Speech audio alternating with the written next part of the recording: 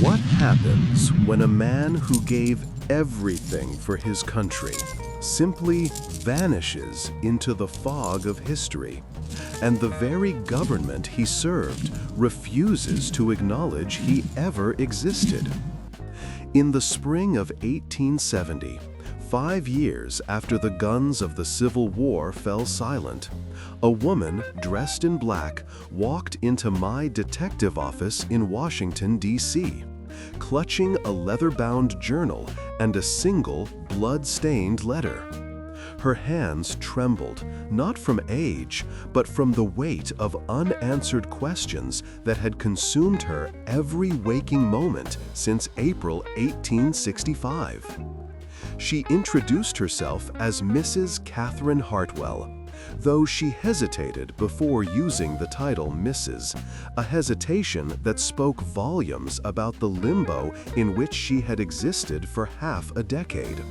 Her husband, Major James Hartwell, a decorated officer of the Union Army's 2nd Massachusetts Cavalry, had disappeared without a trace in the final weeks of the war, and the War Department had declared him simply missing, presumed dead.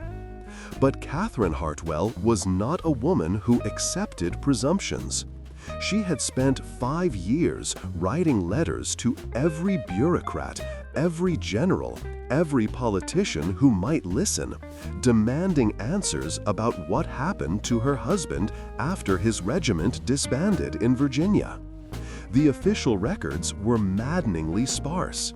Major Hartwell had been present at his unit's final muster on April 10, 1865, the day after Lee's surrender at Appomattox Courthouse, and then he had simply ceased to exist in any official capacity. No death certificate, no burial record, no pension filed, no personal effects returned to his family.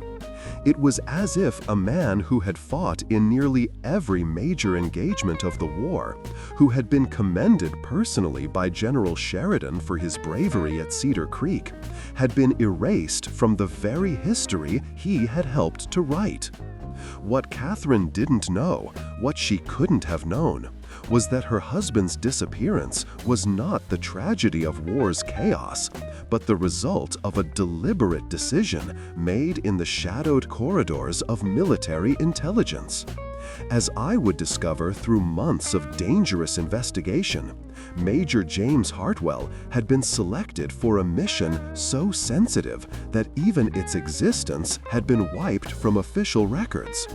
He had been ordered to do the unthinkable, to shed his Union blue, to assume a false identity, and to infiltrate the remnants of the Confederate Army in the desperate final months of the conflict. The mission had one objective: to prevent a conspiracy that threatened to reignite the war even after Lee's surrender. But something had gone catastrophically wrong, and the United States Army had made the calculated decision that acknowledging the truth would be far more damaging than letting one decorated officer disappear into the fog of history. This is the story of Major James Hartwell, a man who became a ghost at his country's request. It is the story of Catherine Hartwell, a woman who refused to accept that her husband could be forgotten by the nation he had served. And it is my story, the story of how I uncovered a conspiracy that reached into the highest levels of the War Department, a conspiracy that had cost dozens of men their lives and their identities in the name of preserving a fragile peace. What I discovered in the archives, in the unmarked graves, and in the fading memories of old soldiers would shake my faith in the very institutions I had once believed were beyond reproach. The truth, as I would learn, was far more terrible than any widow's worst nightmare. 5 years after Appomattox, the war was supposed to be over, but for some men, the fighting had never stopped. And for Major James Hartwell, the greatest battle of his life had begun the moment he agreed to become someone else. The spring of 1870 found America in an uneasy peace, a nation still bleeding from wounds that no treaty could truly heal. 5 years had passed since the Confederate surrender at Appomattox Courthouse, yet the scars of the Civil War remained etched into every town, every family, every soul that had survived the conflict. In the reconstructed South, former Confederate soldiers returned to burned plantations and occupied cities, while in the North, veterans limped through streets lined with factories that had grown fat on war contracts. Washington, D.C. itself had transformed from a sleepy capital into a sprawling hub of federal power, its marble buildings rising like monuments to Union victory, even as its back alleys filled with the desperate and the displaced. The war had ended, but the battle for America's soul raged on in Congress, in state legislatures, and in the hearts of millions who could not forget what had been lost. Major James Hartwell had been one of the Union's finest, a man who embodied everything the North believed it was fighting for. Born in 1833 to a prosperous Boston merchant family, he had attended Harvard College and seemed destined for a comfortable life in his father's shipping business, until the bombardment of Fort Sumter changed everything. He enlisted within days of Lincoln's first call for volunteers, and his natural leadership and tactical brilliance saw him rise rapidly through the ranks of the 2nd Massachusetts Cavalry.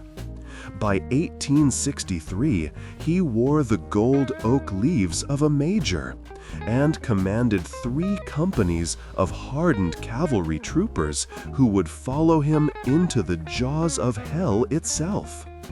His service record read like a chronicle of the war's bloodiest chapters: Second Bull Run, Antietam, Chancellorsville, Gettysburg, the Wilderness, Cold Harbor, and the Shenandoah Valley Campaign. He had been wounded twice, commended 4 times for valor, and had personally captured a Confederate regimental flag at the Battle of Cedar Creek, a feat that earned him a personal letter of thanks from General Philip Sheridan. Catherine Hartwell, née Catherine Elizabeth Morrison, had married James in the summer of 1860, when the nation still believed it could resolve its differences without bloodshed. She was the daughter of a prominent abolitionist minister, educated at Mount Holyoke Female Seminary, and possessed of a sharp intellect that her husband valued as much as her unwavering devotion.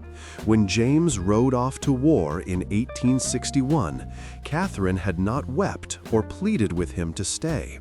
She helped him pack his trunk and made him promise only that he would write whenever he could. Through 4 years of war, his letters had been her lifeline, arriving sporadically but always filled with reassurances that he would return to her when the rebellion was crushed.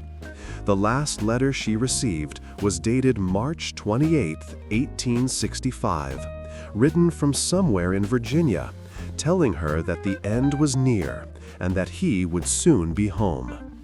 She had read that letter 1,000 times in the 5 years since, searching for some hidden meaning in its cheerful tone, some clue that might explain why he never came home. As for myself, I must confess my own place in this story.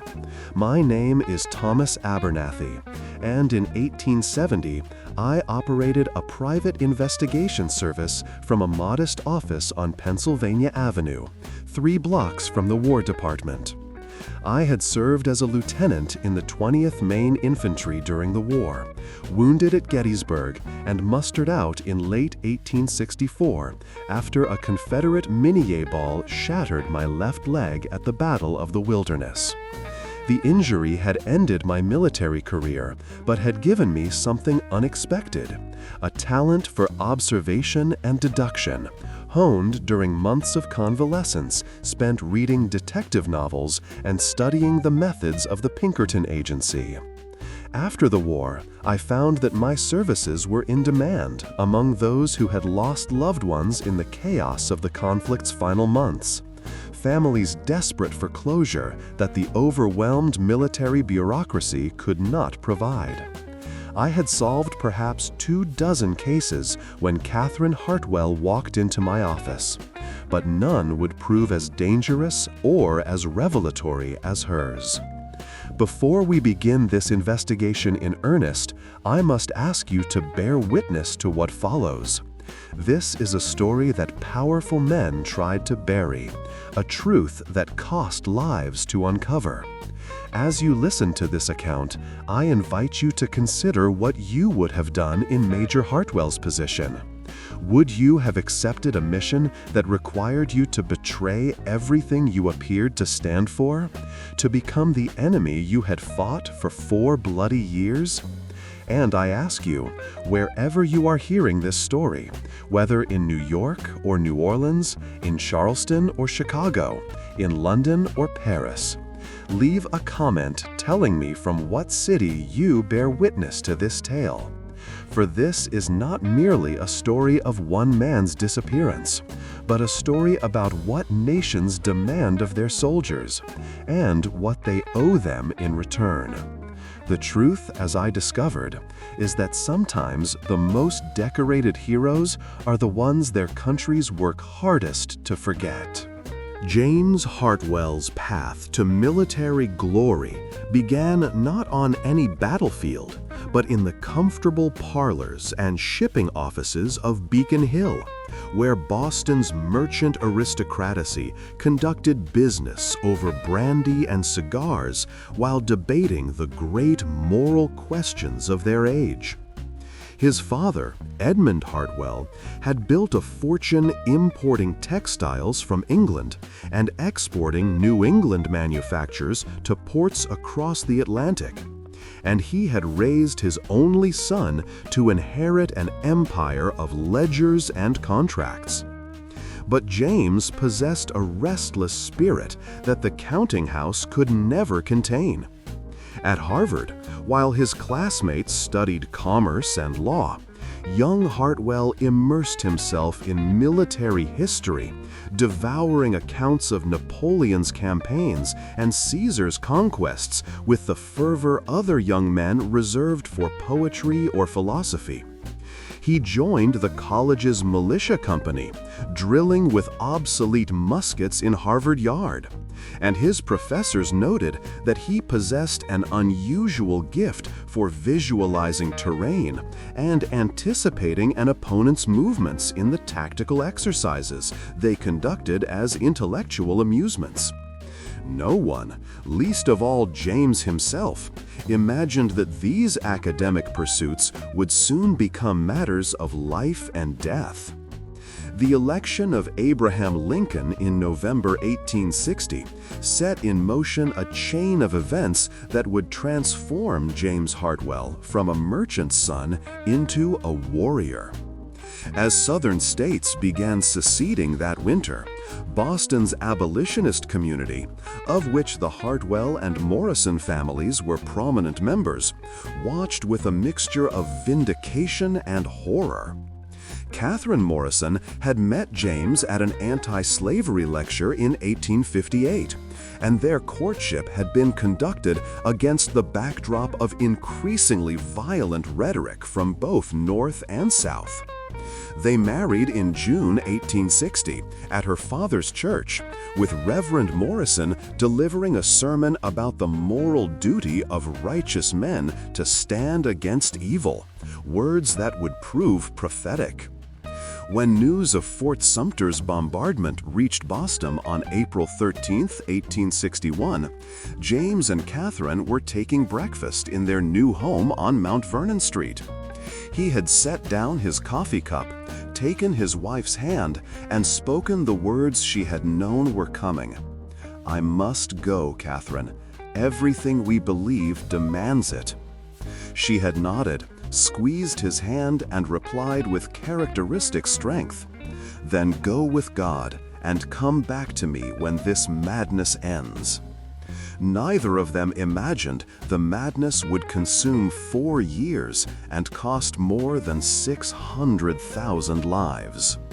James Hartwell's war began with the pageantry and naivete that marked those early months when both North and South believed the conflict would be brief and glorious.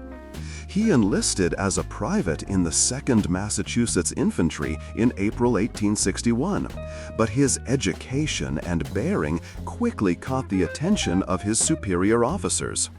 Within weeks, he was commissioned as a 2nd lieutenant, and by the time his regiment marched south that summer, he wore the twin bars of a 1st lieutenant. The Union's humiliating defeat at First Bull Run in July 1861 shattered whatever romantic notions James had harbored about warfare. He had not been present at that battle, but the shattered remnants of routed regiments streaming back through Washington told him everything he needed to know about the conflict ahead. This would not be a brief summer adventure, but a grinding struggle that would test every man to his breaking point. In the winter of 1861, when the Army of the Potomac reorganized under General McClellan, Hartwell transferred to the newly formed 2nd Massachusetts Cavalry, recognizing that mobile forces would prove crucial in the vast landscapes of Virginia. It was a decision that would define his war and ultimately seal his fate.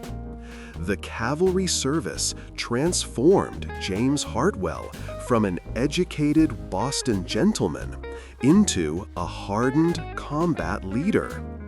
Cavalry operations in the Civil War were brutal affairs, far removed from the romantic charges depicted in illustrated newspapers. Hartwell and his troopers spent their days on grueling reconnaissance missions, riding through hostile territory where every tree line might conceal Confederate sharpshooters, and every farm might harbor guerrilla fighters. They burned bridges, tore up railroad tracks, raided supply depots, and engaged in vicious close-quarters combat with Confederate cavalry forces equally skilled and equally desperate.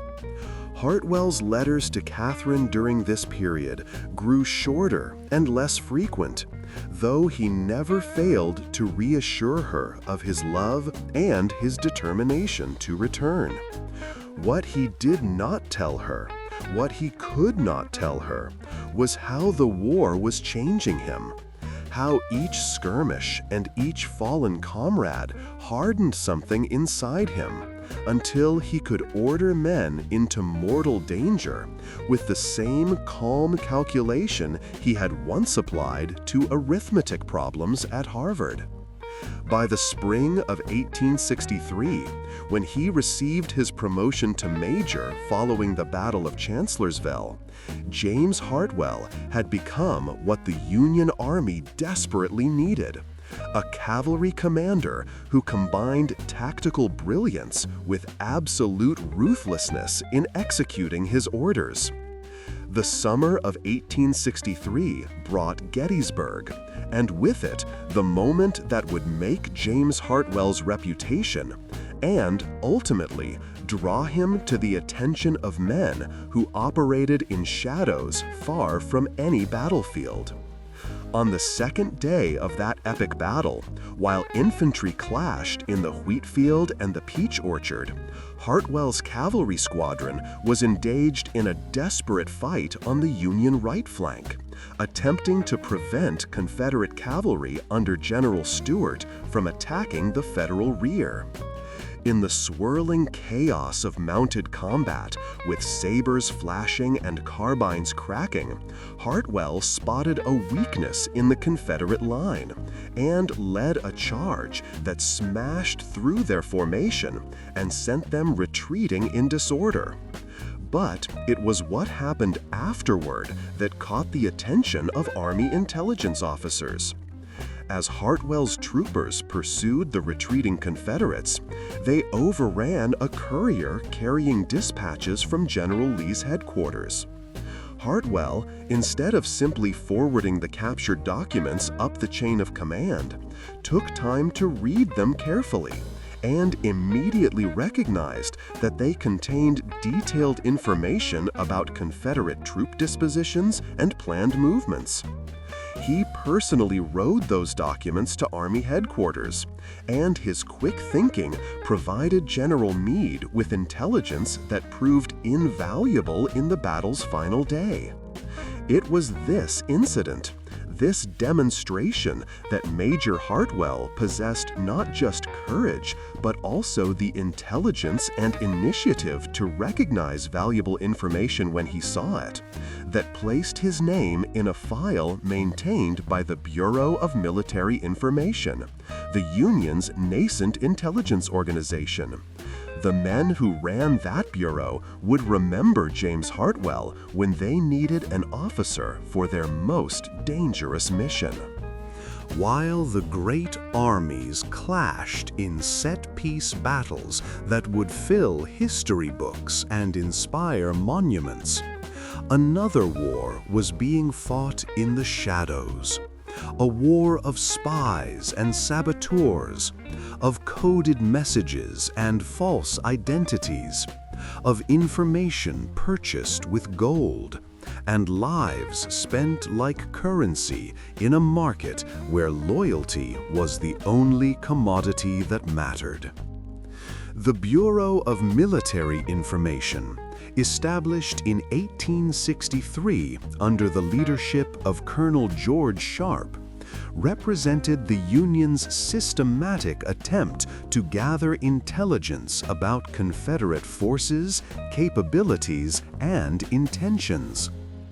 Before Sharp's organization, Union intelligence gathering had been haphazard at best, relying on escaped slaves, Confederate deserters, and the notorious Pinkerton Agency, whose operatives had proven better at self-promotion than accurate reporting. Sharp transformed intelligence work into a professional operation, recruiting officers who combined military experience with analytical skills, men who could sift through mountains of contradictory reports and extract actionable intelligence. By 1864, the Bureau had agents operating throughout the Confederacy, some posing as Southern sympathizers, others working as double agents who had supposedly defected to the Confederate cause. These men lived every day with the knowledge that discovery meant not the honorable death of battle, but the ignominious end of a spy's rope. It was into this world of deception and danger that Major James Hartwell would be drawn in the winter of 1865. The war's final winter brought a grim determination to both sides, though the outcome was no longer seriously in doubt. General Grant had besieged Petersburg and Richmond, slowly strangling Lee's Army of Northern Virginia through a combination of military pressure and economic strangulation. General Sherman had completed his devastating march to the sea and was now driving north through the Carolinas, leaving a swath of destruction that demonstrated the Confederacy's utter inability to protect its own territory. Yet, even as the Confederacy's conventional military forces crumbled, intelligence reports reaching Washington told a more troubling story. Throughout the South, irregular forces, guerrilla bands, partisan rangers, and outright bandits wearing Confederate gray continued to operate with impunity. And there were disturbing reports that some Confederate leaders were planning to continue the war even after the fall of Richmond. The Bureau of Military Information had intercepted communications, suggesting that extremist elements within the Confederate government were organizing a network of resistance fighters who would wage an insurgent campaign against federal occupation forces. President Lincoln himself had been briefed on these reports, and he had made clear that preventing such an insurgency was as important as winning the conventional war. The Bureau needed eyes and ears inside the Confederate command structure during those crucial final weeks. And they needed an officer who could pass as a Southerner, who had the intelligence to recognize important information, and who had the courage to operate alone behind enemy lines, knowing that his own government would deny his existence if he was captured. Major James Hartwell received his summons in early March 1865. Ordered to report to a nondescript building in Washington that bore no military markings and housed no official unit. He arrived expecting routine orders, perhaps assignment to occupation duty or staff work as the war wound down. Instead, he found himself in a sparsely furnished office with two men he had never met: Colonel George Sharp, chief of the Bureau of Military Information, and a civilian who introduced himself only as Mr. Winthrop, though Hartwell suspected that was not his real name. What followed was a conversation that would alter the course of James Hartwell's life and ultimately lead to his disappearance from history. Sharp explained that the Bureau had been monitoring Major Hartwell's career since Gettysburg, impressed not only by his combat record, but by his demonstrated ability to think strategically and to understand the intelligence value of captured information. They had also noted his fluency in various regional dialects, a talent he had developed during years of cavalry operations across Virginia and Maryland, and his ability to pass as a native of several different states depending on the accent he adopted. These skills, combined with his proven courage and his deep commitment to the Union cause, made him uniquely suited for a mission that Sharp described as essential to preventing the war from continuing in a new and more terrible form. The mission, as Sharp outlined it, was both elegant and terrifying in its simplicity. Major Hartwell would shed his Union uniform, assume the identity of a Confederate cavalry officer named Captain James Blackwood of the 4th Georgia Cavalry, and attach himself to Confederate forces during the war's final chaotic weeks. His cover story would be that his regiment had been destroyed in the Carolinas, and he was attempting to rejoin Lee's army with a handful of surviving troopers. The Bureau had prepared extensive documentation to support this identity: forged service records, letters from fictitious family members in Georgia, even a diary with entries spanning 2 years that would be found on his person if he was searched. His mission would be to observe Confederate command structures during the retreat from Petersburg and Richmond, to identify any officers planning to continue resistance after a conventional surrender, and to gather intelligence on planned hideouts, supply caches, and communication networks that might support an insurgency. The information he gathered would be transmitted through a network of Union agents already operating in Virginia, using coded messages hidden in apparently innocent communications. Sharp estimated the mission would last no more than 3 weeks, beginning when Lee evacuated Petersburg and ending after the anticipated Confederate surrender. "You will be home by May," Sharp had said, his voice carrying a confidence that events would prove tragically misplaced.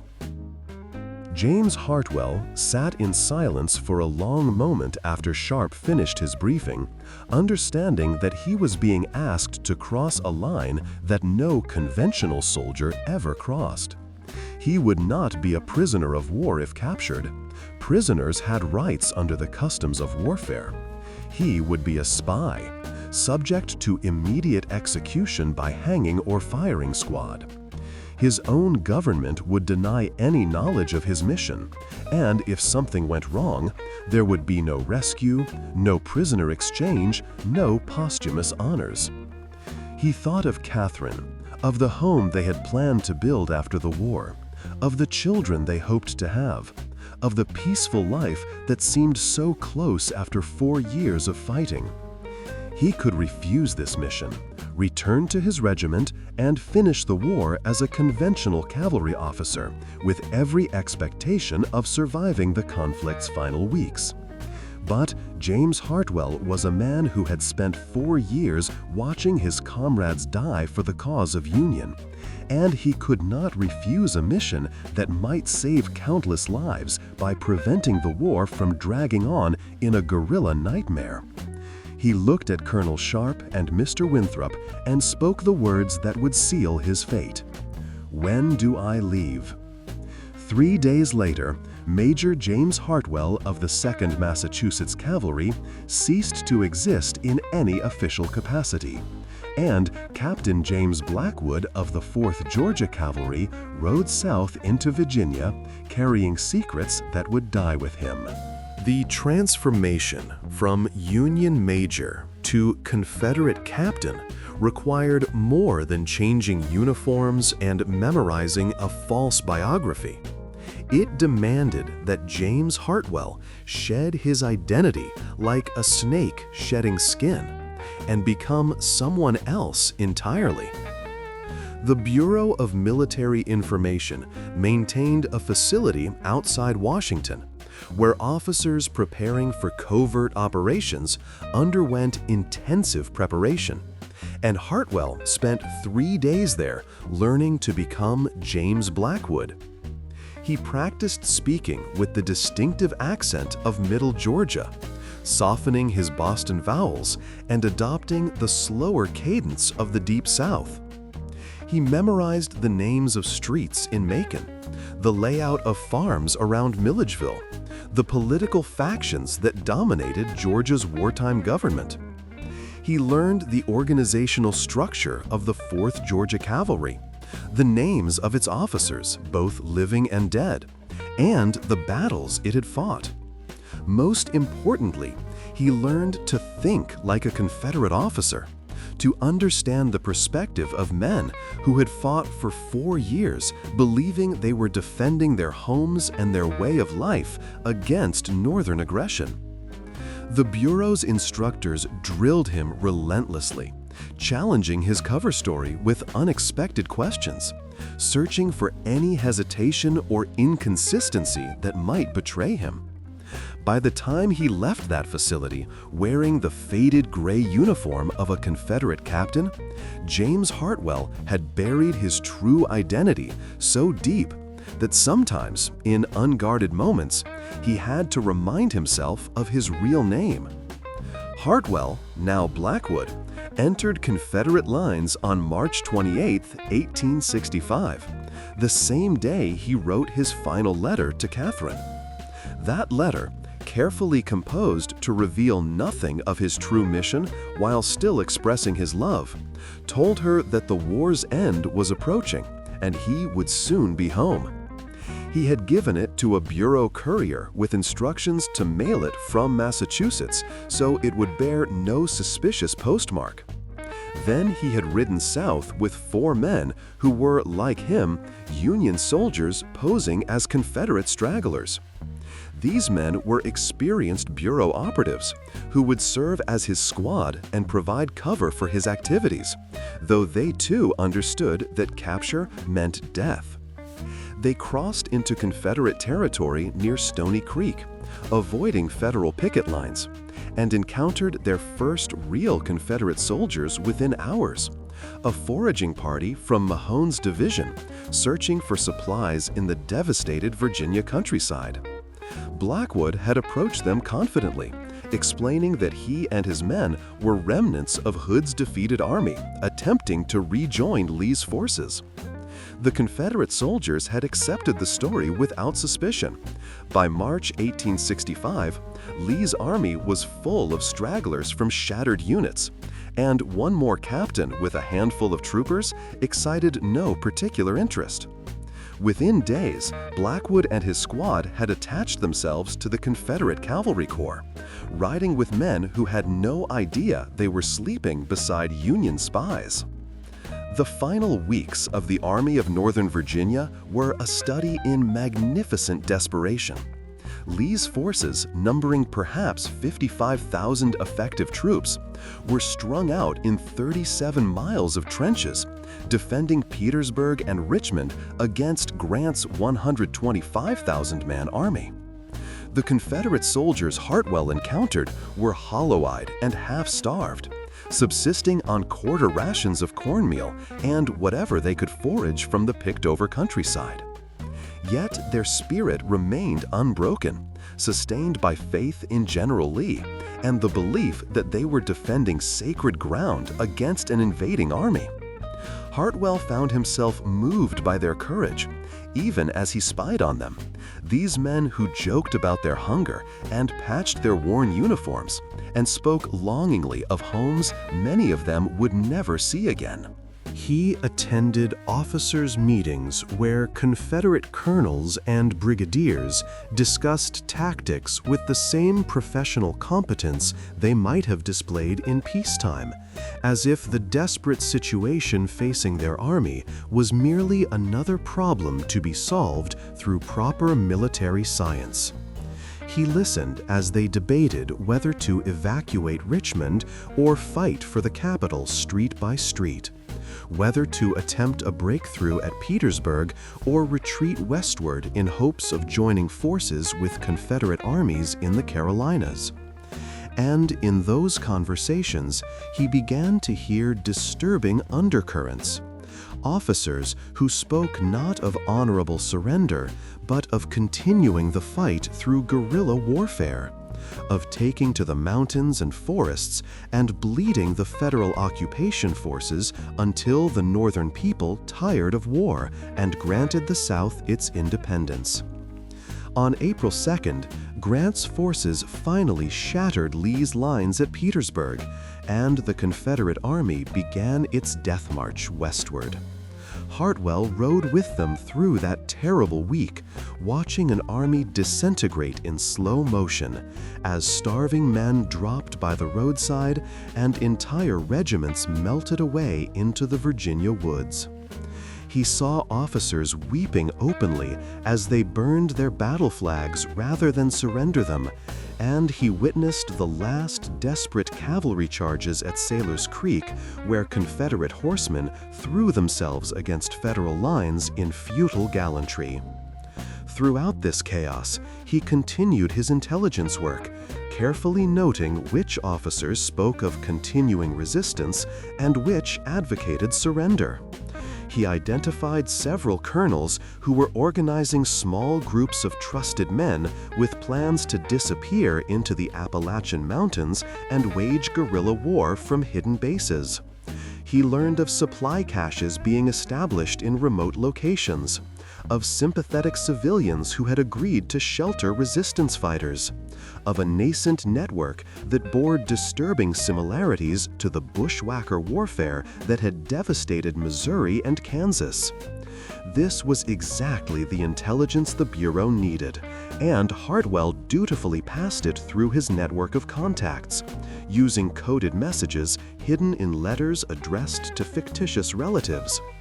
But as he watched Lee's magnificent army collapse around him, James Hartwell began to feel something he had not expected: sympathy for these men he had been sent to spy upon, admiration for their courage in the face of inevitable defeat, and growing doubt about his mission's necessity as it became clear that most Confederate soldiers wanted nothing more than to go home to their farms and families. The Army of Northern Virginia's agony ended on April 9, 1865, at Appomattox Courthouse, where General Lee surrendered to General Grant in Wilmer McLean's parlor. Hartwell was not present for that formal ceremony, but he was among the Confederate troops who stacked their arms and received their paroles that day, watching grown men weep as they laid down rifles they had carried for 4 years. The surrender terms were generous. Confederate soldiers would not be imprisoned, but would be paroled to return home. Officers could keep their sidearms and personal horses, and no one would be prosecuted for treason so long as they honored their paroles and obeyed federal law. For most of Lee's soldiers, the war truly ended that April day. But for a determined minority, Appomattox represented not an ending, but a transition to a new phase of struggle. And for James Hartwell, operating under his false identity as Captain Blackwood, the most dangerous phase of his mission was just beginning. The Bureau had ordered him to continue his surveillance after Lee's surrender, to identify those officers who refused to accept defeat and were preparing to continue resistance.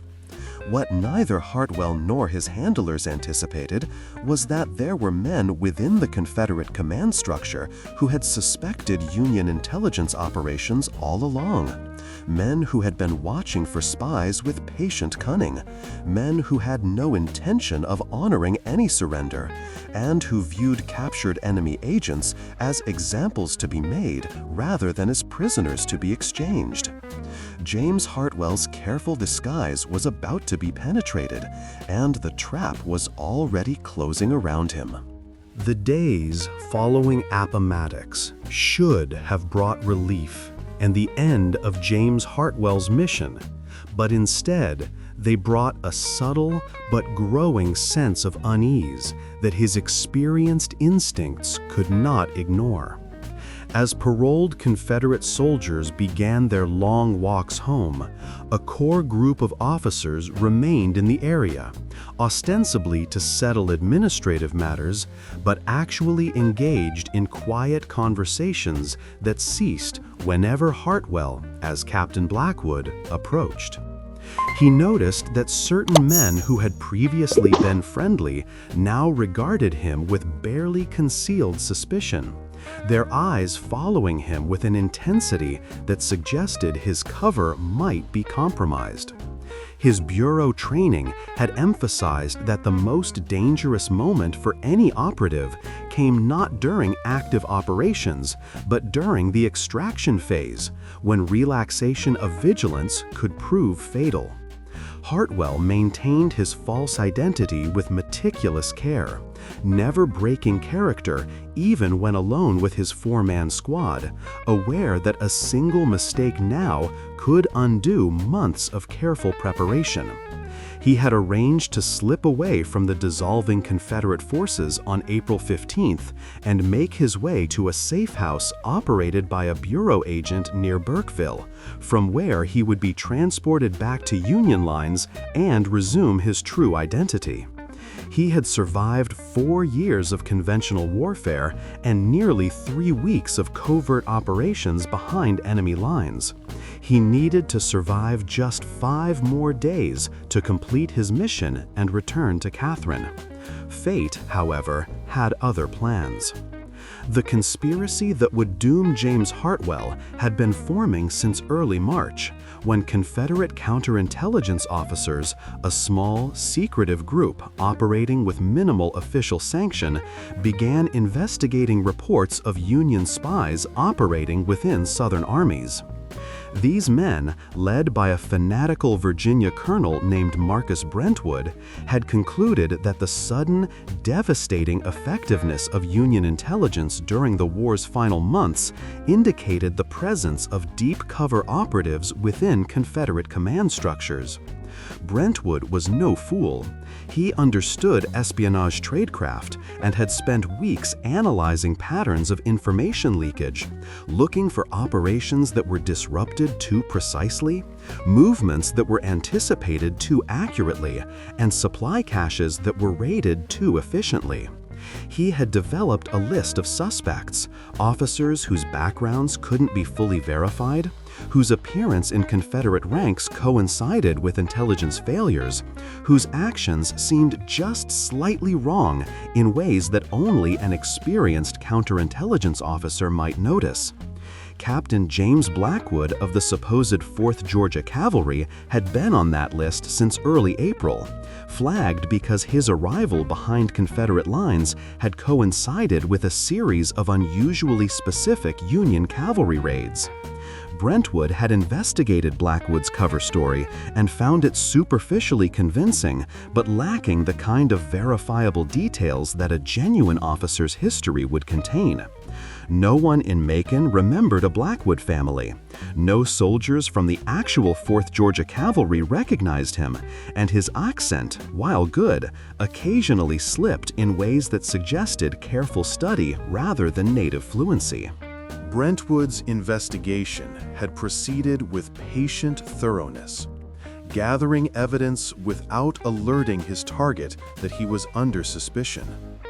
By April 10th, the day after Lee's surrender, Brentwood had assembled what he considered a compelling case that Captain Blackwood was a Union intelligence officer. He had no illusions about the war's outcome. Lee's surrender had effectively ended the Confederacy as an organized nation. But Brentwood was not fighting for the Confederacy anymore. He was fighting for something more primal: revenge against the forces that had destroyed his world, and a determination to make the North understand that occupation would come at a terrible cost. He had gathered around him a group of approximately 40 officers and men who shared his refusal to accept defeat. Men who had agreed to disappear into the mountains and wage guerrilla war against federal occupation forces. These men saw captured Union spies not as prisoners to be paroled under the Appomattox terms, but as enemy combatants in an ongoing war who could be used to send a message. Brentwood planned to expose Blackwood as a spy, extract from him the names of other Union operatives and sympathizers, and then execute him publicly as a warning to federal intelligence services and to Southern collaborators. The fact that the Confederate government had ceased to exist and that such an execution would be murder rather than military justice did not trouble Brentwood in the slightest. In his mind, the war had merely changed form, and all means were justified in the struggle ahead. The trap closed on James Hartwell on the evening of April 12th, 3 days before his planned extraction. He had been summoned to what was described as a final meeting of Confederate cavalry officers to discuss the return of horses and equipment to their owners under the Appomattox surrender terms. The meeting was held in a barn outside the village of Farmville, and Hartwell had seen nothing immediately suspicious about the summons. Such administrative gatherings had been common in the chaotic days following the surrender. He rode to the barn with one member of his squad, a bureau operative named Samuel Crawford, who was posing as a Georgia sergeant. They arrived just after sunset to find perhaps 20 Confederate officers already present. and Hartwell felt the first prickle of warning when he noticed that the barn's doors had been closed behind him and that armed men had positioned themselves to block the exits. Colonel Brentwood had stepped forward from the shadows, holding a sheaf of papers, and had spoken words that sent ice through Hartwell's veins. "Good evening, Major Hartwell, or should I continue to call you Captain Blackwood? I believe it's time we had an honest conversation about your service to the United States Army." In that moment, James Hartwell understood that his mission had failed catastrophically, that his cover had been penetrated, and that he was now a prisoner of men who operated outside any military or legal authority. The war that was supposed to have ended 3 days earlier was about to claim more victims. What followed was an interrogation that lasted through the night, conducted with the cold professionalism of men who had spent years extracting information from prisoners and had lost whatever scruples might have restrained them in earlier, more innocent times. Brentwood wanted names, the identities of other Union operatives, the locations of Bureau safe houses, the names of Southern civilians who had cooperated with federal intelligence services. Hartwell, drawing on reserves of courage he did not know he possessed, gave them nothing, maintaining his false identity even as evidence of his true allegiance mounted around him. They had found his hidden cipher tables, the coded messages he had prepared for transmission, and personal items that no Confederate officer would have carried. Yet still he denied everything, insisting that the materials had been planted to frame him, that he was genuinely Captain James Blackwood of Georgia, that this was all a terrible mistake born of the paranoia and confusion of the war's end. His interrogators knew he was lying. The evidence was overwhelming, but they admired his courage even as they contemplated how to break it. Sergeant Crawford, who had been captured with him, had not been so resilient. Under interrogation, Crawford had revealed his true identity and confirmed that Blackwood was actually a Union major, though he had revealed nothing else before one of Brentwood's men, acting without orders, had cut his throat in a fit of rage. Hartwell had watched his comrade die and had understood with terrible clarity that he would likely suffer the same fate. But Brentwood had no intention of simply killing James Hartwell. He saw an opportunity too valuable to waste. A captured Union intelligence officer could be used as leverage, as proof of federal treachery, as justification for continued resistance against the occupation. Brentwood made Hartwell an offer.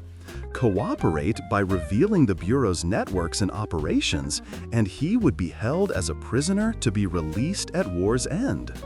Refuse, and he would be tried by a Confederate court-martial.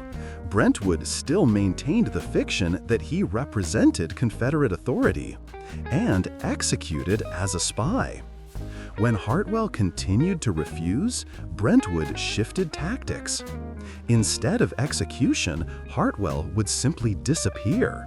He would be held prisoner indefinitely at a location known only to Brentwood's resistance network, to be used as leverage if federal forces captured any of their fighters, or as a bargaining chip if political circumstances ever made negotiations advantageous.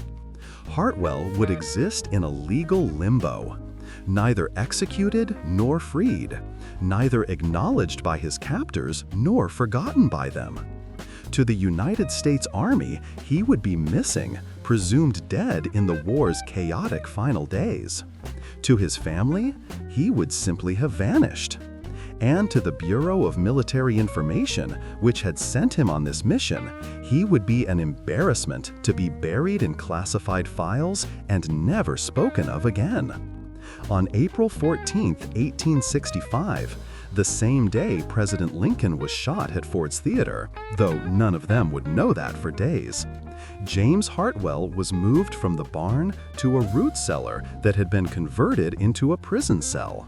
The first step in a journey that would take him far from Virginia and deeper into captivity than any official prisoner of war had ever gone.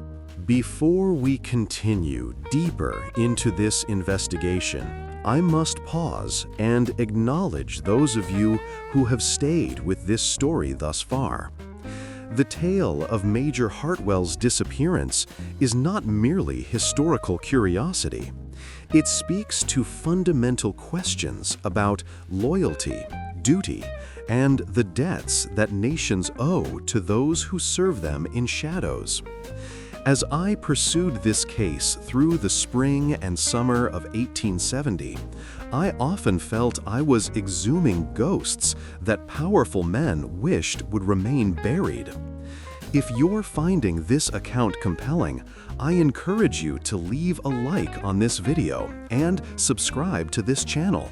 These stories of forgotten Americans deserve to be remembered.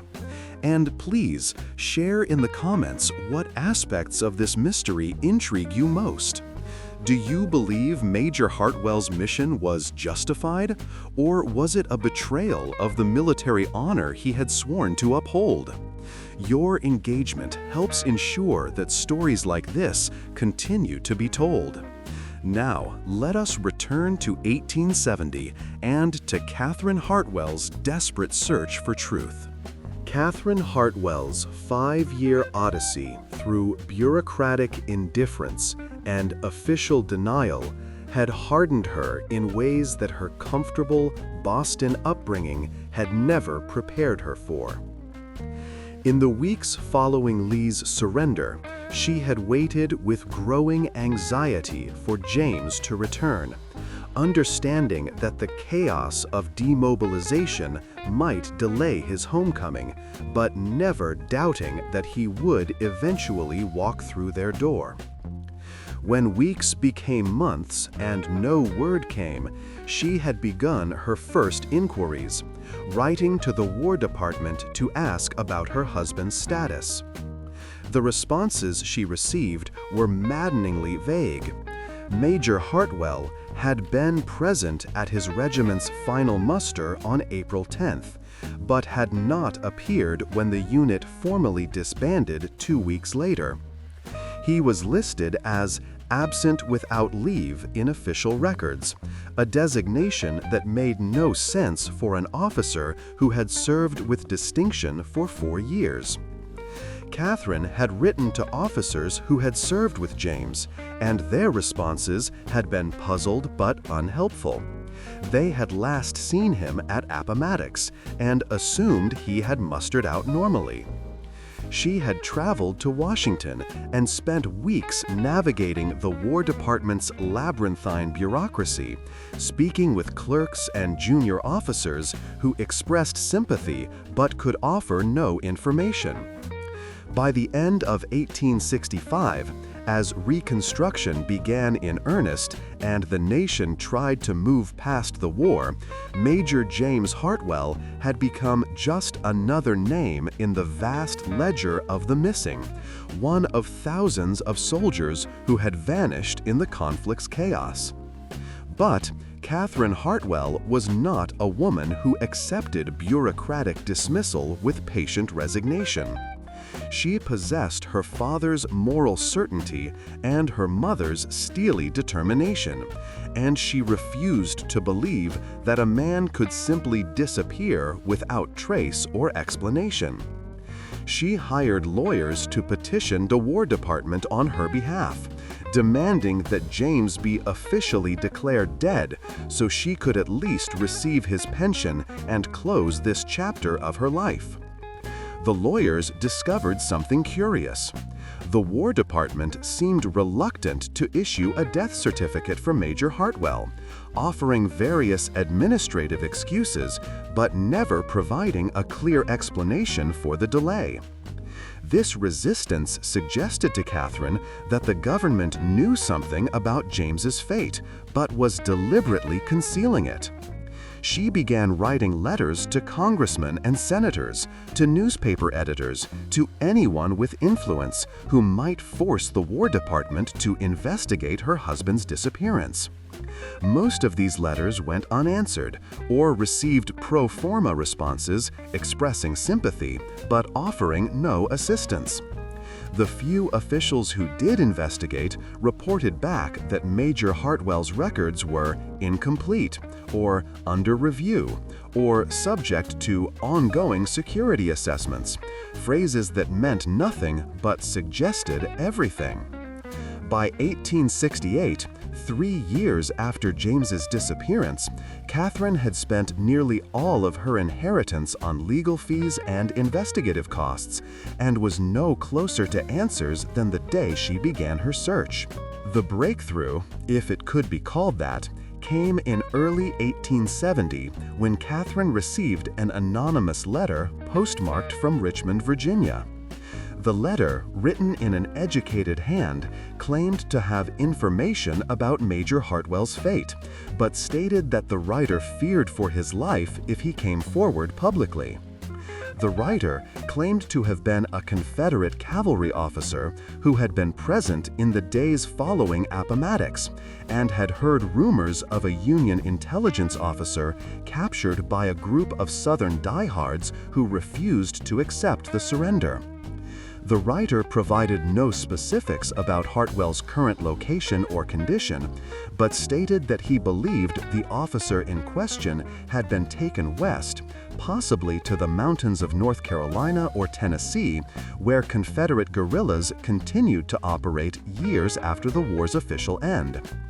The letter urged Catherine to seek help from private investigators rather than government authorities, as the writer believed that elements within the military establishment were deliberately suppressing information about intelligence operations that had continued after Lee's surrender.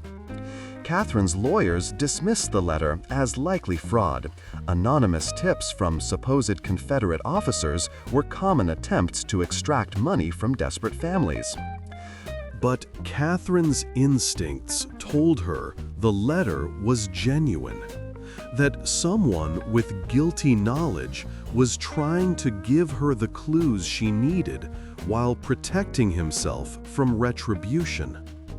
It was this letter, this single piece of unsolicited correspondence, that brought her to my office in March 1870.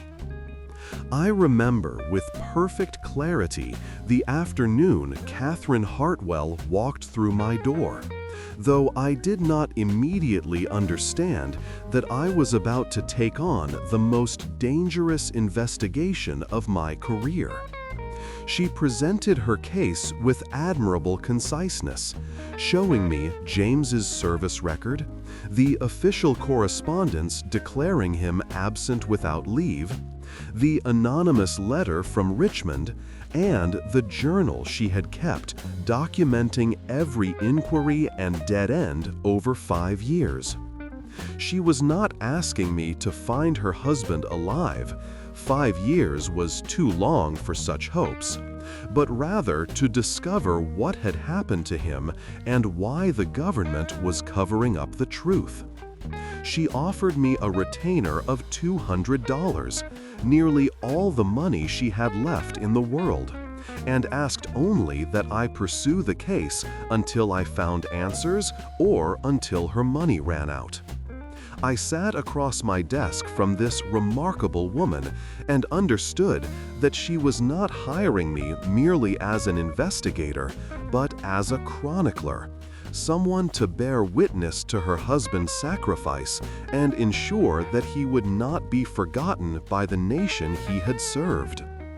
I accepted her case not because I believed I could find Major Hartwell, but because I could not refuse this woman's desperate need for truth. I told her I would begin with the War Department's records office, though I suspected, correctly as it turned out, that official channels would prove less useful than unofficial ones.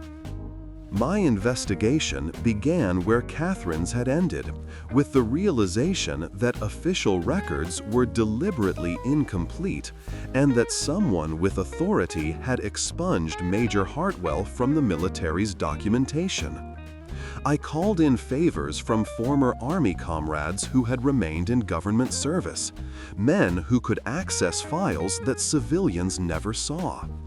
What they found confirmed my suspicions. Major James Hartwell's service record had been sealed by order of the Bureau of Military Information in April 1865, classified at a level that prevented even routine administrative access. The Bureau itself had been disbanded in 1866, its functions absorbed into other intelligence organizations, but its records remained classified. My contacts could not access those records without triggering inquiries that might endanger their positions, but they could confirm that Hartwell's file was marked with a notation indicating Special Operations Theater Command Authority, active April 1865. This was intelligence community jargon indicating that Hartwell had been engaged in covert operations at the war's end, operations that remained classified 5 years later. I now understood why the War Department had been unable, or unwilling, to provide Catherine with information about her husband's fate. James Hartwell had been a spy, and spies who disappear on active operations were not acknowledged by the governments that sent them into danger. If I wanted to learn what happened to Major Hartwell, I would need to go beyond official records and into the murky world of former intelligence officers, Confederate veterans who might remember suspicious circumstances around Appomattox, and the violent fringes of Southern society where unrepentant rebels still harbored hatred for the Union. It was a journey that would take me into the darkest corners of the war's unfinished business and would ultimately force me to choose between Catherine Hartwell's right to truth and powerful men's desire for continued secrecy. My investigation truly began not in Washington's marble offices, but in the smoky taverns and boarding houses where veterans of the Bureau of Military Information gathered to drink away their memories and trade stories they could never tell in polite society. These men lived in a shadow world between civilian and military life. Some still employed in various government intelligence capacities, others working as private detectives or security consultants, all bound by oaths of secrecy that technically remained in effect years after the war's end. I approached them carefully, using my own military service as credentials, and never asking directly about classified operations, but instead discussing the broader ethics of intelligence work and the fates of officers who had served behind enemy lines. Gradually, by buying drinks and listening more than I spoke, I pieced together a picture of the Bureau's final operations in the spring of 1865. I learned that several officers had been inserted into Confederate territory in the war's last months, tasked with gathering intelligence about potential guerrilla resistance and identifying Southern leaders who might continue fighting after any formal surrender. Most of these officers had completed their missions and returned safely to Union lines, but at least 2, possibly 3, had disappeared without trace, and the Bureau had classified their missions so deeply that even their names had been expunged from most records. The intelligence community's unspoken rule was clear. Officers who vanished on covert operations had never existed, and families who asked too many questions were gently warned that continued inquiries would not be in their interest. One former Bureau operative, a melancholy drunk named Harrison, who operated a failing detective agency in Baltimore, proved more willing to talk than his former colleagues, perhaps because whiskey had eroded his discretion, or perhaps because guilt had been eating at him for 5 years. He confirmed, in careful language that never quite constituted an admission, that an officer matching Major Hartwell's description had been infiltrated into Confederate lines in late March 1865. Harrison had been part of the support network that was supposed to extract this officer in mid-April, but the extraction had never occurred. The agent had missed his scheduled contact on April 15th, the day after Lincoln's assassination, a tragedy that had thrown the entire intelligence apparatus into chaos, and had failed to appear at backup contact points over the following weeks. The Bureau had sent reconnaissance teams to search for him, but they had found nothing except reports from Confederate deserters about a group of approximately 40 officers and men who had refused to surrender and had disappeared into the Virginia countryside. Harrison believed that the missing agent had been captured by this group and was either executed or held prisoner, though he acknowledged that the chaotic conditions made it impossible to know with certainty. When I asked why the Bureau had not mounted a rescue operation, or at least informed the agent's fate of his fate, Harrison's answer was chilling. Because acknowledging that we had spies operating after the war ended would have violated the Appomattox surrender terms, and given the South grounds to claim we acted in bad faith. Better to let one man disappear than risk reigniting the conflict. It was a coldly rational calculation, and it filled me with fury, even as I understood its logic. Armed with this information, I turned my attention to the Confederate side of the story, seeking veterans who might remember suspicious activities around Appomattox in April 1865. This aspect of my investigation required considerable discretion. The South in 1870 was a powder keg of racial violence and political upheaval, and a Northern investigator asking questions about Confederate guerrillas could easily find himself the victim of night riders or self-defense shootings that local authorities would never seriously investigate. I corresponded with Southern newspaper editors under false pretenses, claiming to be writing a history of cavalry operations in the war's final days. I advertised in Richmond and Lynchburg newspapers, offering to pay for memoirs or diaries from Confederate cavalry officers who had served under General Lee in April 1865. Gradually, I assembled a list of names. Officers who had been present at Appomattox but who had not formally surrendered. Men who had disappeared from public view after the war and were rumored to be living in mountain communities under assumed names. One name appeared repeatedly in the responses I received: Colonel Marcus Brentwood, late of the 12th Virginia Cavalry, described by some as a hero who had refused to accept defeat, and by others as a dangerous fanatic who had led good men into pointless continued resistance. Brentwood was believed to be living somewhere in the Appalachian Mountains, possibly in eastern Tennessee or western North Carolina, leading a community of former Confederates who rejected federal authority and occasionally engaged in violent resistance against Reconstruction governments.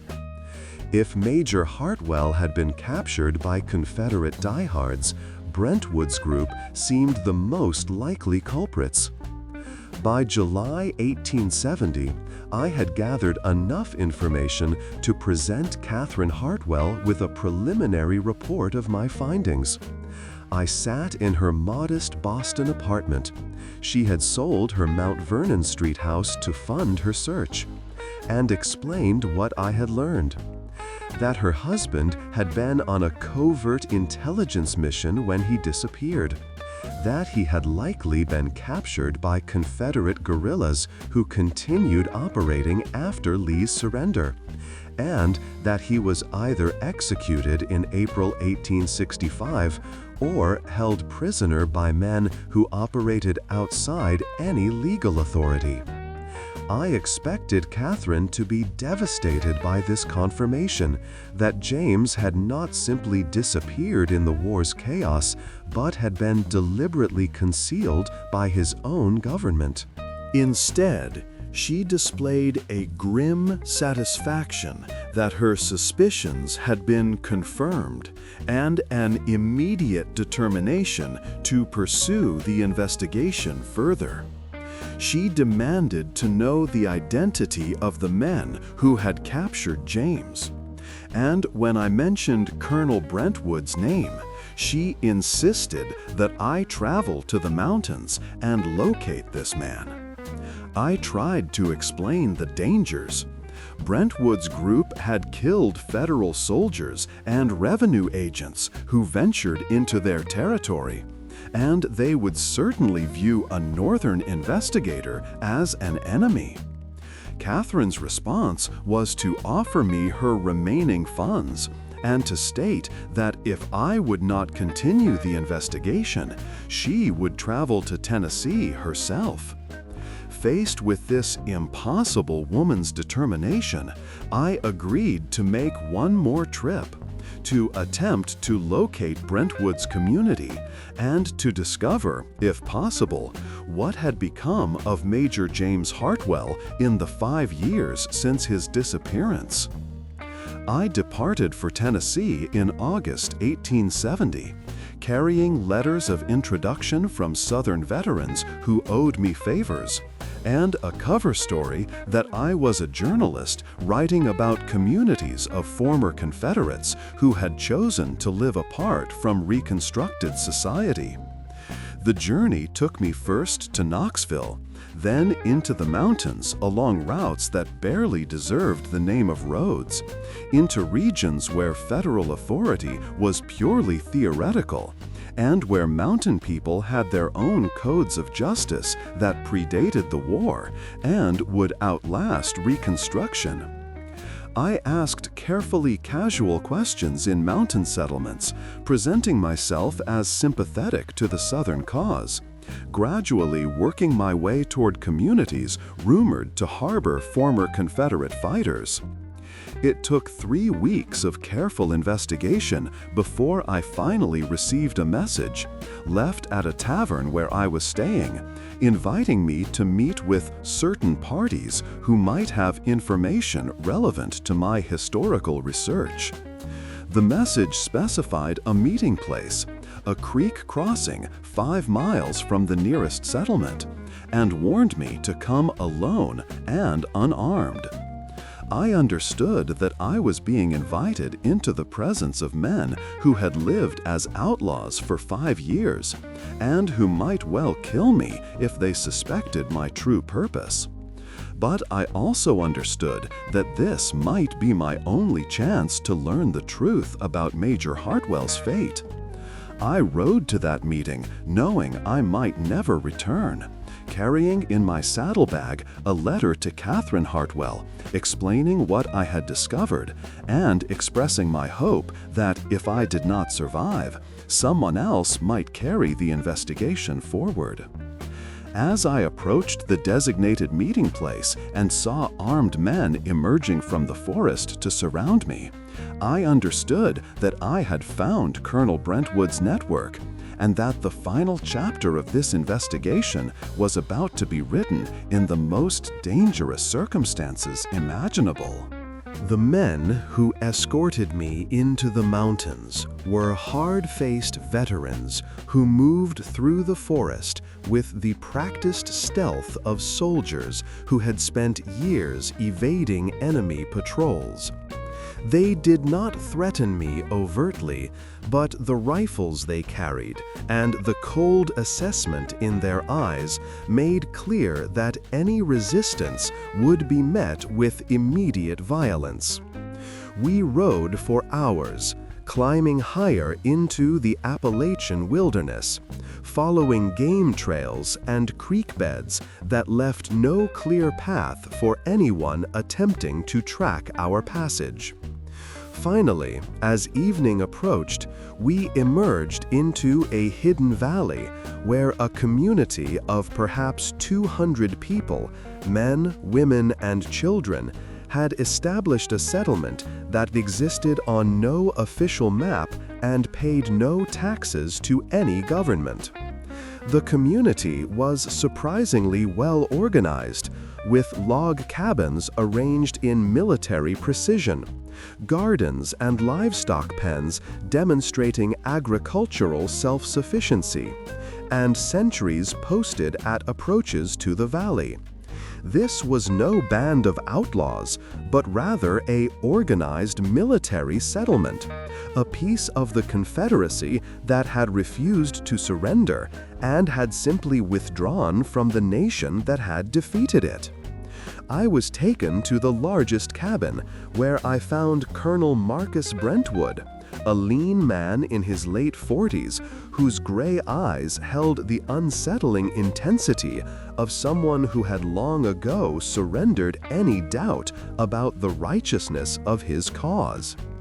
Brentwood received me with courteous formality, offering me food and drink while explaining that his community consisted of former Confederate officers and soldiers who had chosen to maintain their identity as citizens of the Confederate States of America despite that nation's military defeat.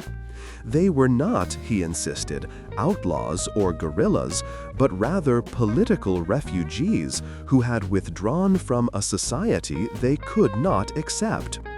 They harmed no one who did not threaten them, paid for supplies they purchased from mountain people, and asked only to be left alone to live according to their own principles. It was a pretty fiction, and we both knew it.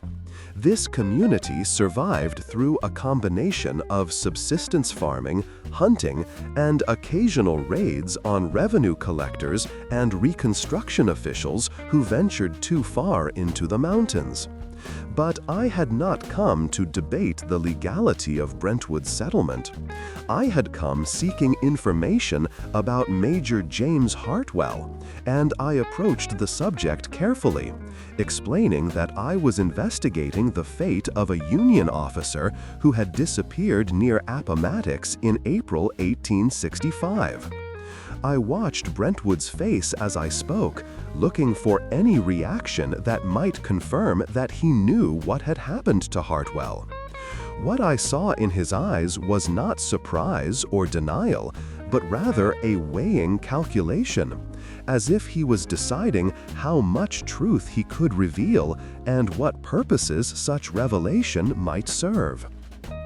"You're speaking of the spy," Brentwood said finally, his voice carrying neither triumph nor shame.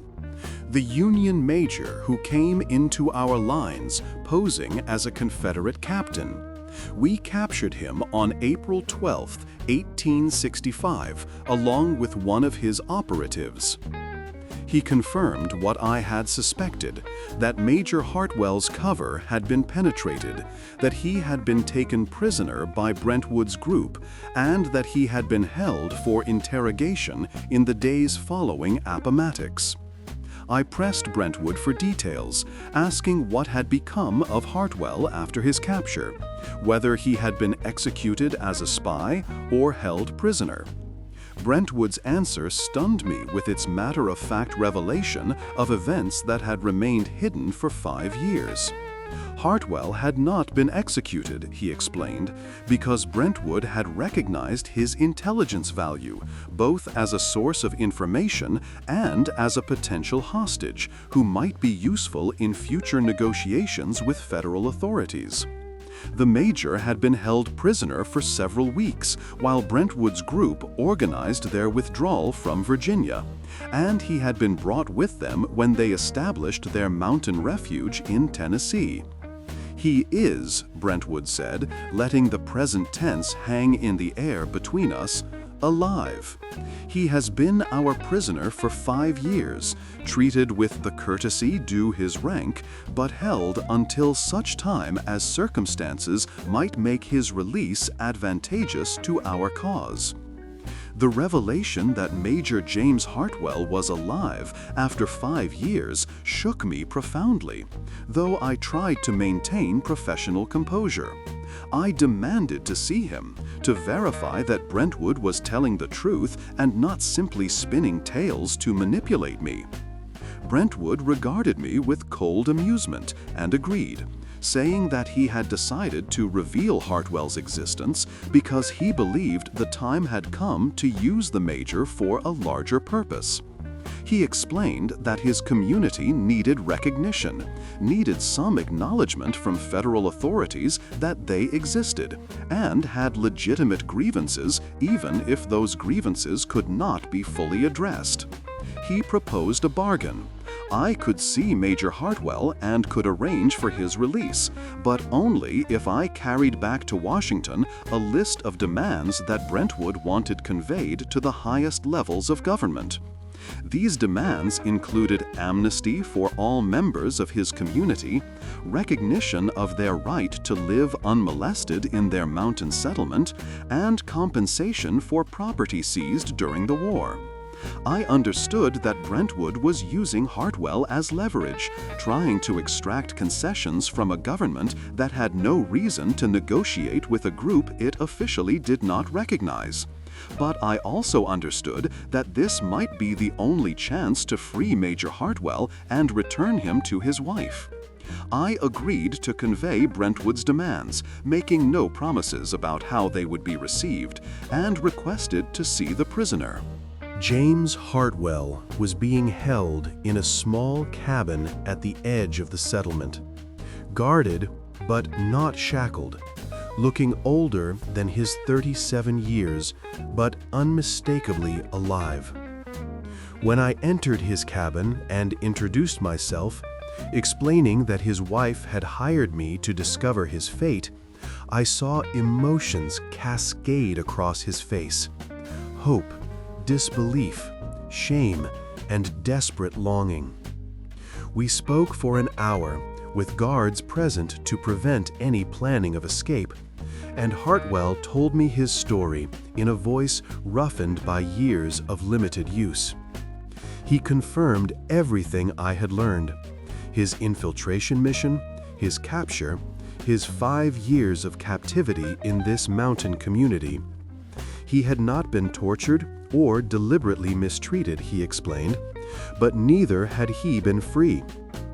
He had been kept in isolation for the first year, then gradually allowed to move more freely within the settlement as Brentwood became confident he could not escape.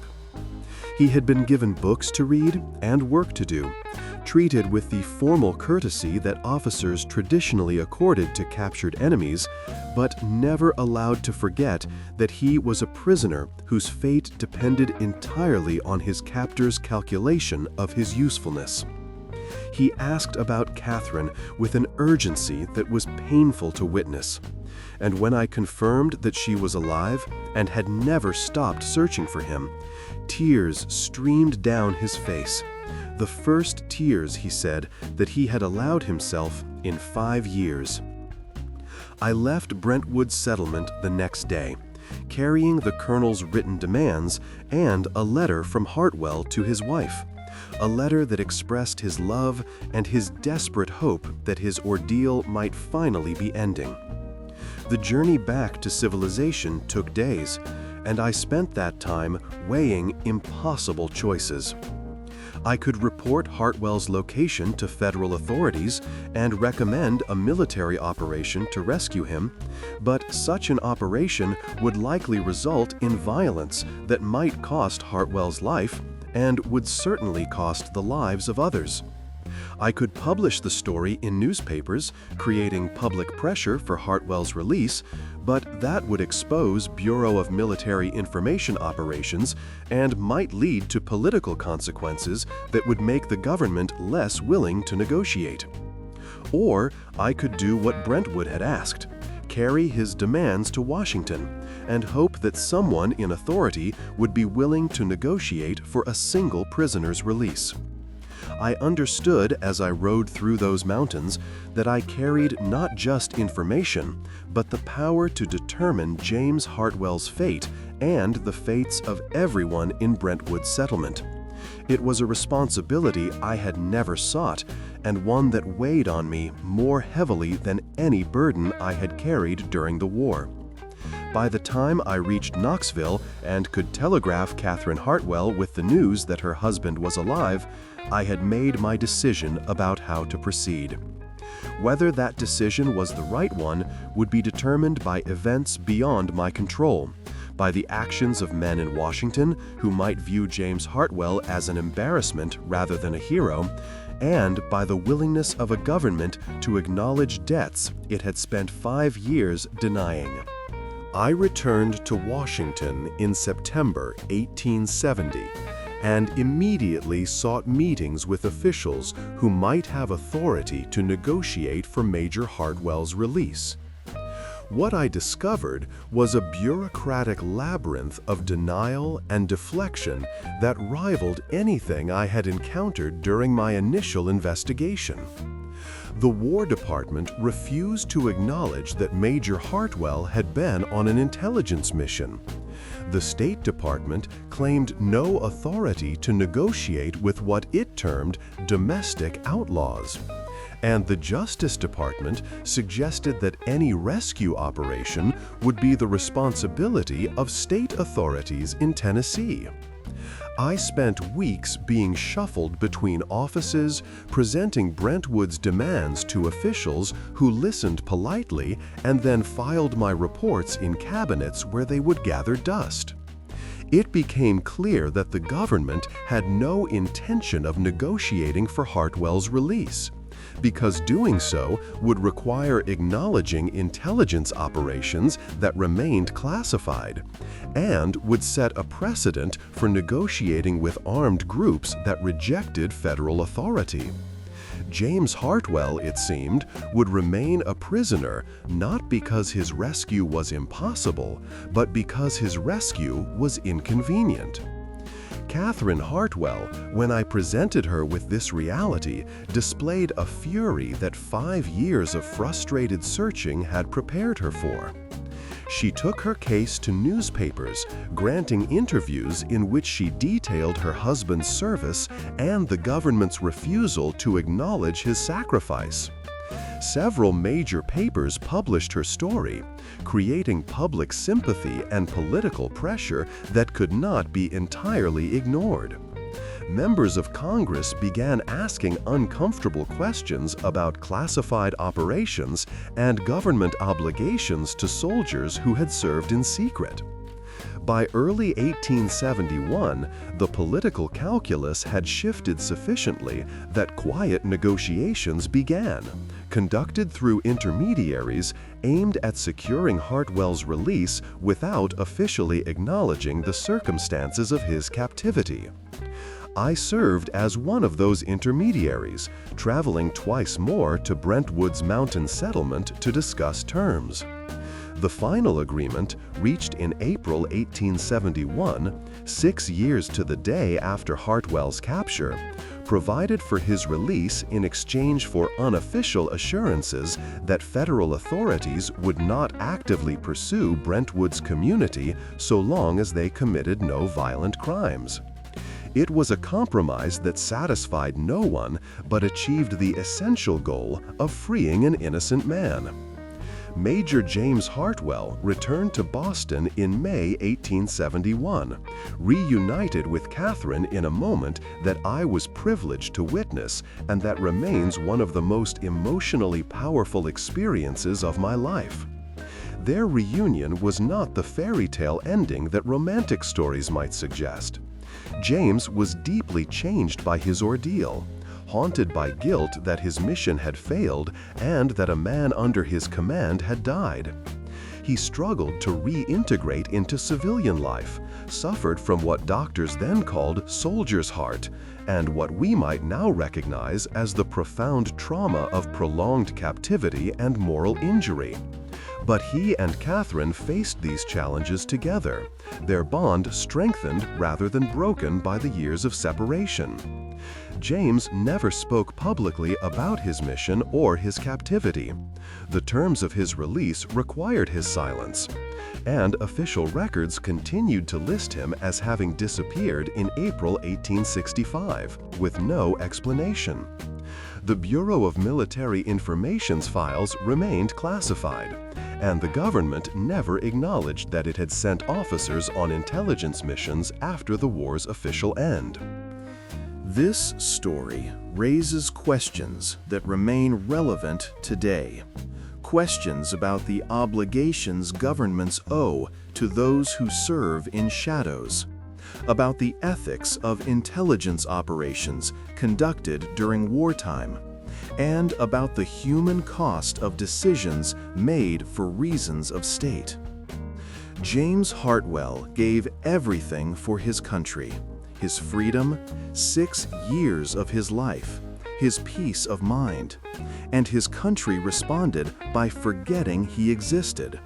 It was only through his wife's determination and the work of investigators willing to pursue uncomfortable truths that he was finally freed.